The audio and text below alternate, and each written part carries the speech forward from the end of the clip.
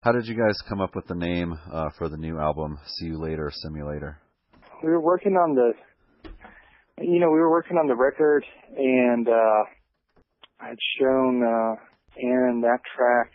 Something, we were working on it in the studio, and of course, we're normally recording anytime we're jamming out or trying to write stuff. So he was kind of coming up with vocal phrases, and then he came up with the "See you later, simulator," over and over. Right. I was like, oh, that's pretty sweet. Because we had been talking about, kind of Mad Max style, some dude who just kind of leaves the virtual world and sets back off into real life, as it were, and his journey back into real life, where everything is kind of raw and out of control.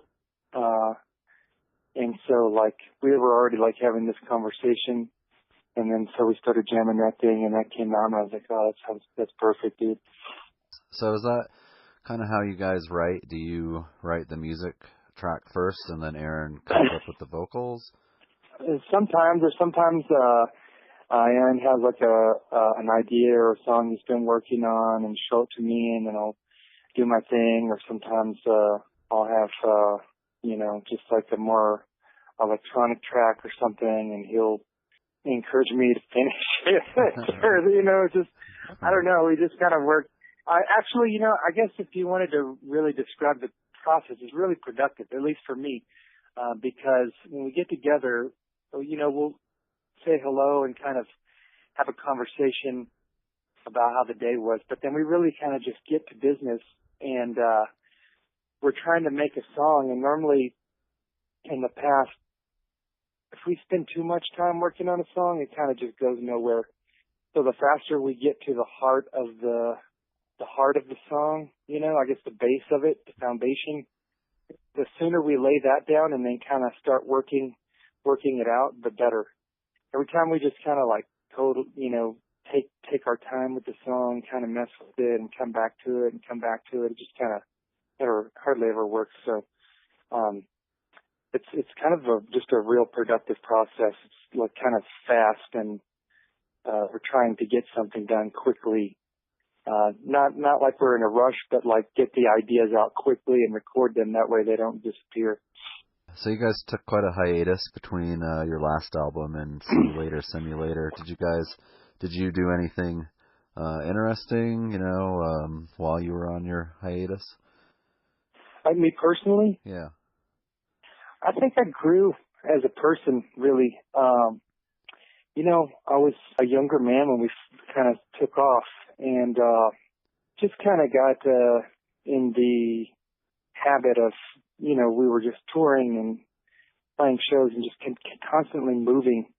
At least for me, I think I got a little selfish in my behavior and kind of the way I expected things, and just kind of lost track a little bit of who I really wanted to be as a man. And when we took that time off, it kind of gave me some silence and some time to just kind of focus in and try to be a better person, see things that I was failing at, my personal life or whatever, and then just try to kind of fix those things.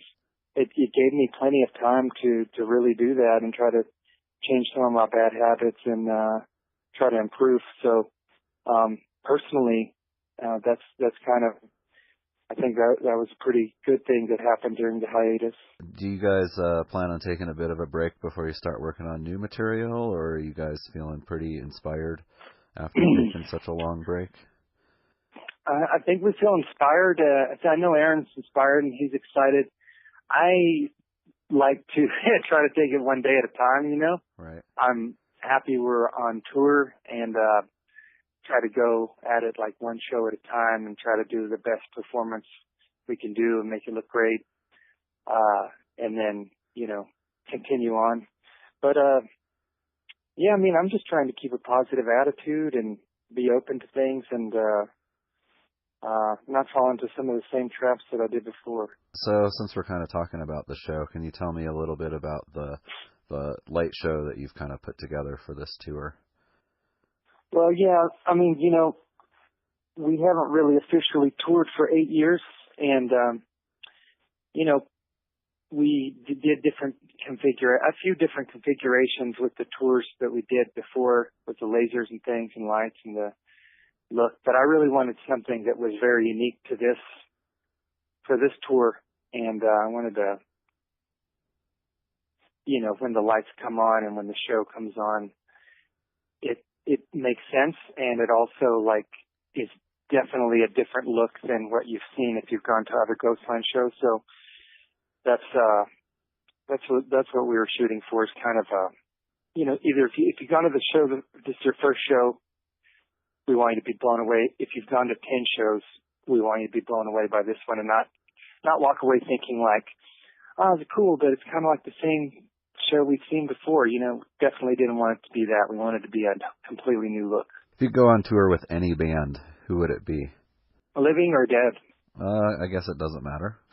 I think it'd be cool to travel with Miles Davis, maybe. Or maybe do 1 or 2 shows. He might get angry at us and kick us off the tour, but I think it'd be interesting to... I've always liked how fearless, I guess, he was at his approach to music, and you don't really find that so much.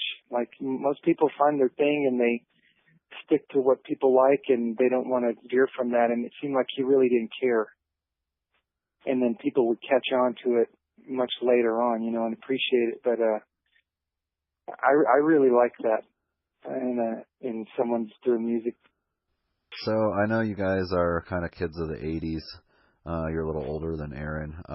So what bands influenced you guys when you started Ghostland Observatory? I mean, we started in early 2000s, so I guess like definitely all the 80s music was around when I was a kid, and I, you know, would pay attention to it or whatever was on MTV or whatever. Like the main song from the 80s that I remember that really piqued my ear was White Horse by Laid Back. That was like the first electronic thing that I had heard, where it was like, you know, a drum machine, synthesizers, kind of an affected vocal, and like super weird sounds for that, you know, 1986 or whenever that was. But then I started going to warehouse parties and things in the 90s, and that's when I heard, you know, all kinds of house music and techno, but I heard Daft Punk for the first time, like the funk and Scratching and Rolling, those tracks, but the funk really, and I heard that track in that setting, you know, like a brick warehouse, thousands of people dancing to it, like, you know, just really raw. That's when it clicked that that's what I needed to do, and that's why I really want to do electronic music. And so when I met Aaron, I had been really into electronic music, and Aaron had been more into, like, I think, kind of like metal, psychedelic, and, you know, heavier, I think people like Mogwai and different types of bands. So we kind of had different tastes musically, but we liked At the Drive-In a lot. And we liked that. And then we liked, I don't know, we liked Prince. We liked Prince a lot. And James Brown. And like, so we started kind of like meeting in the middle on certain things we did like. And every once in a while I'd show him an electronic track that he'd like, or I'd like, you know, just whatever. We just trade stuff back and forth, or like, things like that. But, I would say like the connection was probably At the Drive-In, James Brown, and Prince. Are you just kind of naturally musically talented, or did you have any kind of formal music training in school? I played the drums when I was younger for a while, and took piano when I was younger. I lost access to my piano, I think in 9th grade. So at that particular time, I you know, was entering kind of classical competitions and competitions and different things like that. So you really had to practice quite a bit to continue that pace, because it was more of like a classical training. And when I lost access to the piano, I kind of like, I knew I couldn't really do it. I got by for a little while, but that was it for me. for the training, classical training. And I said goodbye to drums at that point as well. And really I didn't think anything about it. I thought like that was, you know, the end of my musical journey. But then someone would ask me, you know, like, you know, they'd have like a punk band or something in high school and be like, hey man, our drummer's gone, will you play for us or something? And then we jam out in the garage or something. There would be little breadcrumbs laid out here and there. But then, like I said, when I started going to the parties, that's when I was like, I need to somehow use the classical training of the piano and the drums and put that into electronics and then do your thing. It kind of made sense, you know, like, oh, I can do something on the keyboard. I just need to learn how to run the synthesizer and the sequencer, and then like, I know how to play drums.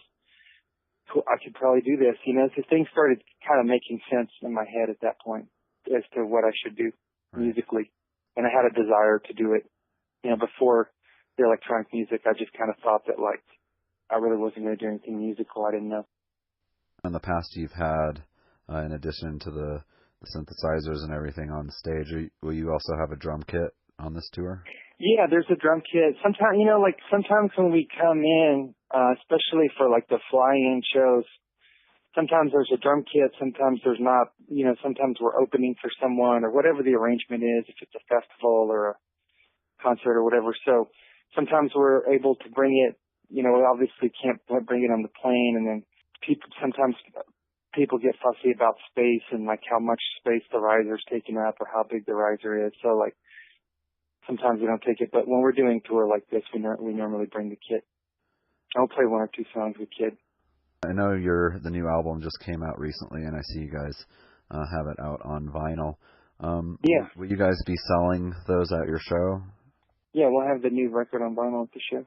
I think it's pretty exciting to be. I was really nervous, kind of, and anxious the weeks leading up to leaving for the tour. I was like, hadn't been on a tour in a long while, and you know, you kind of get used to your routines, and when you're on tour, you have to really say goodbye to that because, you know, sometimes you're driving all night, sometimes you're going to bed at 2 a.m, sometimes you're going to bed at 10 a.m. You know, you just never know what's going on. So it's kind of cool though, because each day is really a brand new thing, and you just kind of adjust to it and try to make the best of it and have a good attitude. But I guess what I'm trying to say is I'm happy to be out here, and I'm excited we get to do shows for people again, and I think it's going to be really good. You're doing 3 shows here in Colorado, which is a lot more than, you know, a lot of bands do when they come to the state. Do you guys have a special affinity for the state? I think it's really pretty. Everywhere I've been, you know, it's a pretty state, and the people are very friendly, and there's good food. Like, put it this way, this is my morning, you know. I went to this smoothie place, or this like juice place that I saw, like just driving down the road, and I was like, oh, that'd be good. And I go in, and I asked for I was like, oh, hey, can I order something? And they're like, oh, we don't actually open till Wednesday. We're not open yet as a store. We're just doing training. And I was like, oh, okay. And they're like, come back Wednesday. And I was like, oh, I'm not going to be here, but that's cool. And then one of the guys was like, hey, hold on a second, man. I just made this thing. And it was like, they had like granola and like blueberries and strawberries and bananas and like, you know, so all this great stuff. And he was like, here, just have this. We just made it for training, but you can have it. And I was like, really? And he was like, yeah, take it, man. So like, I just randomly stopped in this place and got a free breakfast, you know, and like everybody's real friendly, you know. That's like kind of how it is when we come to Colorado. People are very nice, and you know, I think it's a great place. Awesome, nice. That's good to hear. I think we're all pretty friendly here as well. So, well, it was good talking to you, Thomas. Thank you so much for setting all this up. I really appreciate it. And yeah, no problem.